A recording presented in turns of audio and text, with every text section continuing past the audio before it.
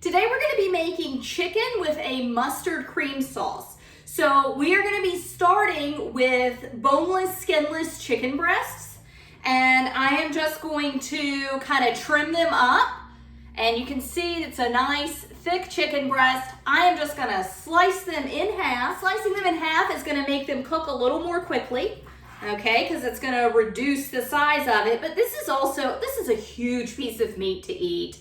So slicing them in half is going to take them a little bit further, right? I'm going to get 4 pieces of chicken where I otherwise would have just had 2. So this is a recipe that's meant to feed 4. Just set those aside. So what I'm going to do, I'm just going to go in on the side and as carefully as I can, I am going to slice through it, trying to keep the pieces an equal size. We're going to pound them out thin. I am not the best at this. It's not something I do that often. There we go. So you open it up like a book, butterfly it, right? But then you slice all the way through it. There we go. So now we have 2 much thinner pieces, and we are going to pound these out. They're still not the same thickness. You can tell, like this bottom part, right? It's still thinner than this top part, which means it's not going to cook at the same rate. And that's kind of always been the reason I don't care to cook with boneless, skinless chicken breasts. They're one of the pricier pieces of chicken you can buy, if not the priciest, just depending on that and the chicken tenders, depending on how they're priced that day.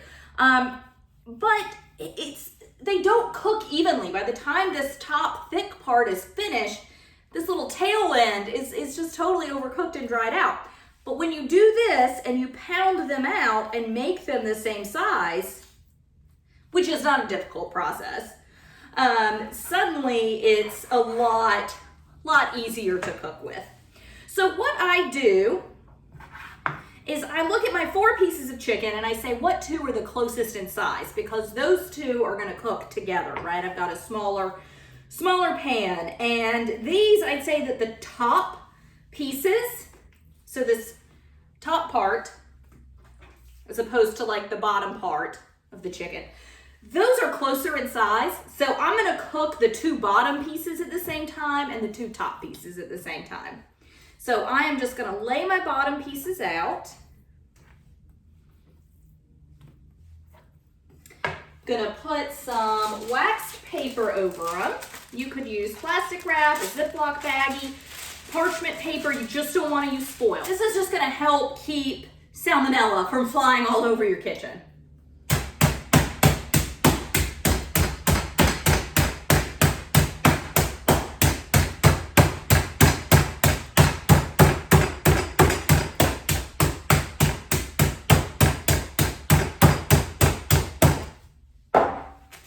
You're not trying to get them super thin, you're not trying to get them paper thin, you're just trying to get them roughly the same size. So when you hold it up and look at that profile, it's basically the same size. So clean hands now. You're gonna salt and pepper both sides of your chicken, which is something I forget to do sometimes when I'm doing the pounded chicken. And we're not dipping this in anything. A lot of times when I do chicken of this nature, it's like a chicken parmesan or chicken fried chicken, and I'm kind of frying it up and coating it. Not doing that here. So this is just going to go straight into the pan. And I've got about 2 tablespoons of olive oil in here. Maybe a little high. Actually not.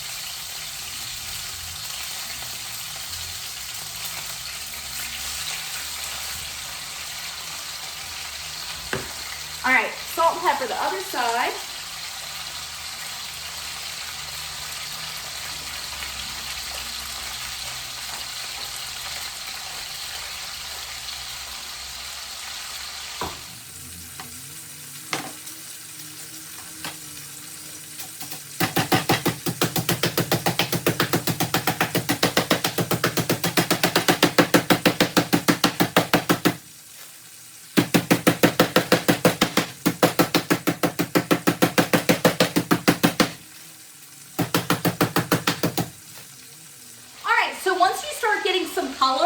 go ahead and flip these.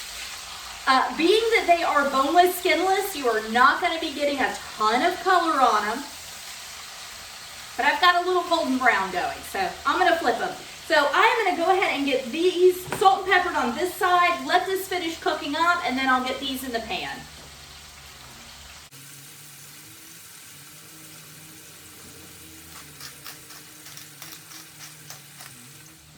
Okay, so these are golden on both sides. I'm going to take it out and just drain it on paper towels. I am cooking it in probably about 3 tablespoons of olive oil is what I put in there. Normally that's a good bit of oil for me to start cooking with, but considering that this is boneless, skinless, very low fat, you know, it's not, no fat is being reduced off of this or melted down off of it. So it's not really that much fat. But I do want to drain, you know, I don't want it to taste greasy. So I'm just going to drain it on paper towels, kind of as if I had fried it up.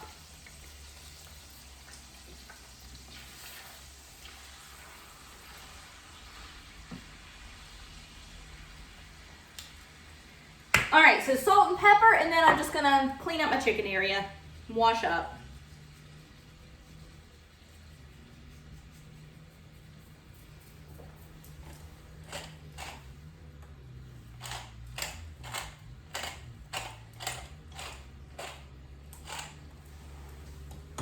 So while I'm waiting for this chicken to cook, I am gonna go ahead and dice up 1 shallot and 3 cloves of garlic. So as I said, this is going to be a mustard cream sauce. We're going to make a little sauce from we're going to probably pour off a little bit of this fat. I'll just see what it looks like when we're done. But pour off some of it more than likely. Add mustard, shallot, garlic, Dijon and stone ground mustard, and a little cream. And that's going to be a nice sauce to go over the chicken. So, you know, again, boneless, skinless chicken is not my favorite chicken to cook with. You can make it good, all right? It's, you know, pounding it out thin, that already helps. Getting that even, consistent cook across the board. But you need to add some flavor into it. It is not as flavorful as like a chicken thigh. Now, when you're doing something like country fried chicken, or chicken fried chicken, excuse me, or chicken parmesan, or even like a chicken Milanese, you're adding a bread or to it. So you're coating it in breadcrumb and then frying the breadcrumb, which is automatically a delicious way to add some flavor to it. But we're not doing that. We haven't coated this in anything. It's just chicken, salt, pepper in olive oil right now. So we're gonna make a nice cream sauce to just kind of help amp up the flavor of the meal. And I think it is time to give these a flip. Yeah. And you probably can't see that from where you are. I'll bring you in a little closer in a minute. Like I said, you're not going to have a ton of color on these chicken cutlets at this point. I mean, at all. When you eliminate the skin from the chicken, frying it up or sauteing it up, pan frying it, you're eliminating a lot of color from the chicken. Which is okay. We're making a mustard sauce. It's going to be delicious. Just manage your expectations. Okay, so I am just, as I said, I'm going to do a fine dice, maybe even a mince, might even be that fancy. Probably won't matter if it's not, but I am going to try to do a little tiny dice.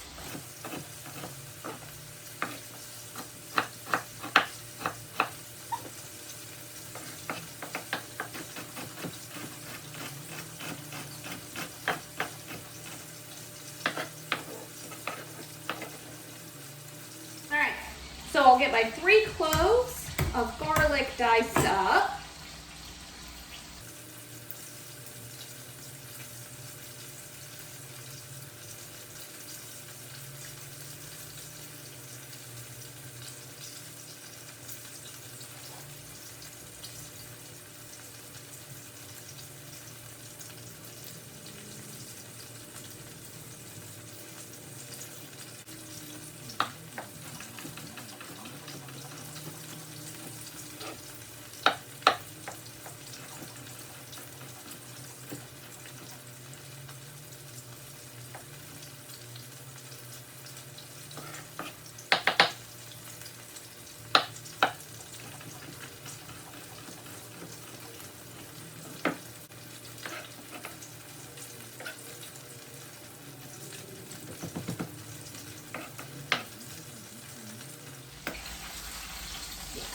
So these are good. These are cooked on both sides, cooked all the way through. I am gonna pour a little bit of this grease off. All right, so I've poured some of the oil off, so now I'm gonna do something that probably makes no sense. I'm gonna put butter in it.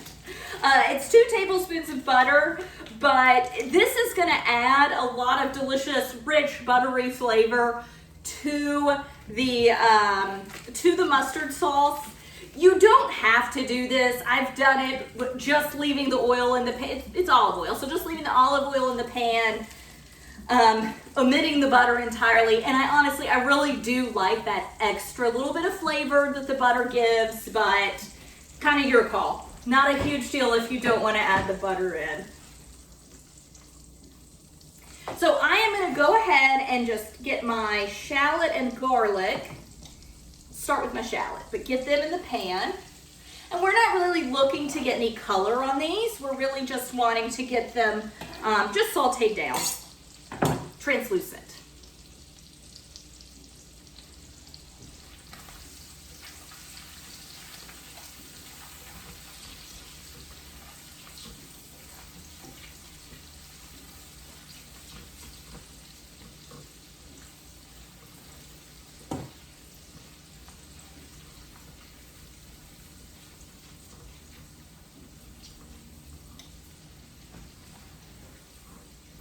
All right, and that oil is pretty hot, so this is cooking down pretty quickly, and I'll bring you in to see it. Turn down to medium, and you can see how that butter is actually deglazing the pan some.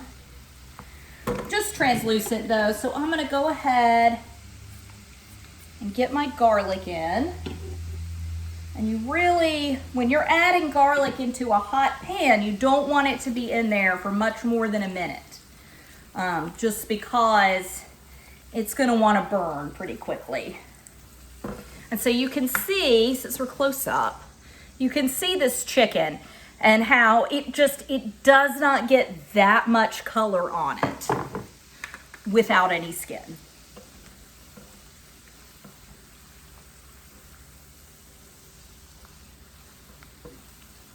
So while we're waiting for our half cup of wine to kind of off gas to let the alcohol cook off, I'm gonna go ahead and start working on my side dish for tonight. So these are just some little tiny baby tomatoes. They're on sale. Potatoes. They were on sale. So I'm just gonna get a couple of handfuls of these out.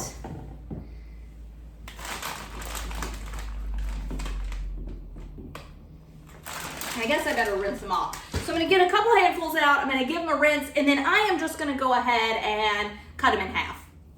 All right, so I don't really smell any more alcohol fumes coming off of my chicken here, or my sauce. So I'm gonna go ahead and start, actually, hang on, I'm gonna thicken this up first. As usual, I'm just gonna use Wondra. I'm not gonna use much, just about a tablespoon.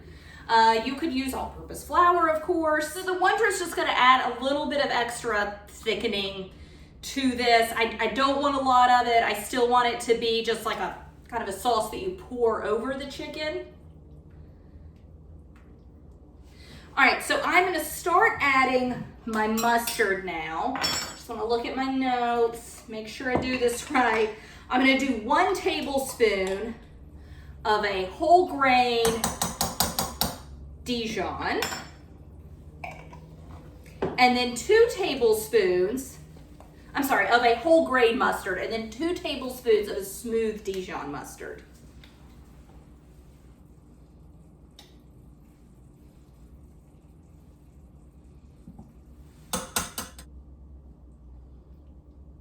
And then I'm gonna add half a cup of cream. Half a cup of cream. That's the creamy part of the creamy Dijon. I'm just gonna salt and pepper.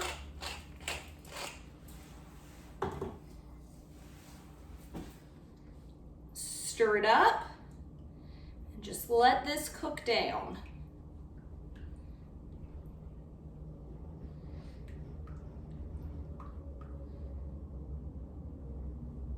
Okay, I'm gonna let that cook down. I'm just gonna slice. These are really small little potatoes. So I am just gonna slice these in half. When I eat this, I will roast these up, probably about 425 for 20 to 30 minutes. But they're just gonna make an excellent side, something to really scoop up some of this sauce with. And we're also gonna have a little side salad with it.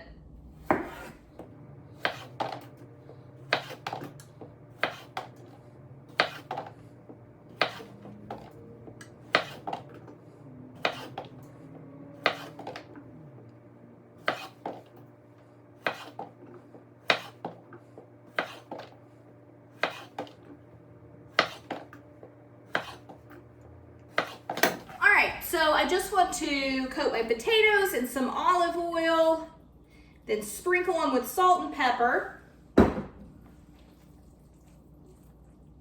Okay, so you can see how the sauce is starting to thicken up. It is not, it's, you know, whenever I do this, I always think it's gonna be this like bright yellow sauce, but because it's called a mustard sauce, but it's not, because it is,